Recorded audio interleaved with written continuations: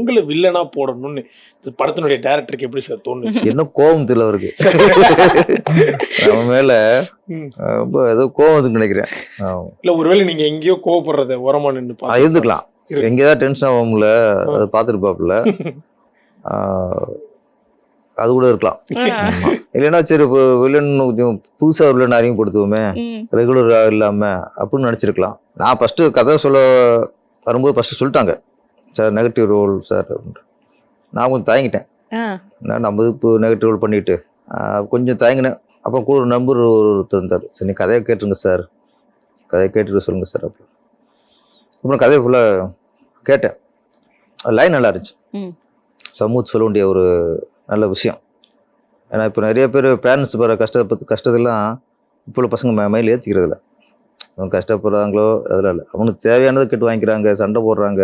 அப்படி தானே இன்னைக்கு உலகம் இருக்குது. அவங்க கேட்டது வாங்கி கொடுக்கணும், அவங்க என்ன எதை சாப்பிட்ற நினைக்கிறாங்களோ அதை ஆர்டர் பண்ணி கொடுக்கணும்.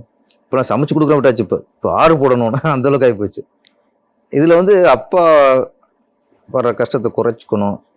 கடன் குடும்பம் கடன் தொழில் இருக்குது, நம்ம சம்பாதிச்ச கடன் அடைக்கணும். ஒரு நல்ல ஒரு பொறுப்பான ஒரு பையன், அதுதான் ஹீரோ. அதை சொல்லும்போது தான் சரி ஒரு நல்ல விஷயம் புதுசாக இருக்குது அப்படின்ட்டு தான் சரி நல்ல விஷயமா இருக்குது. நம்ம நல்லவனா நடிச்சானா கெட்டவனா நடிச்சானா ஒரு நல்ல படத்தை நடிச்சிருவோமே அப்படின்னு தான் ஓகேண்ணே.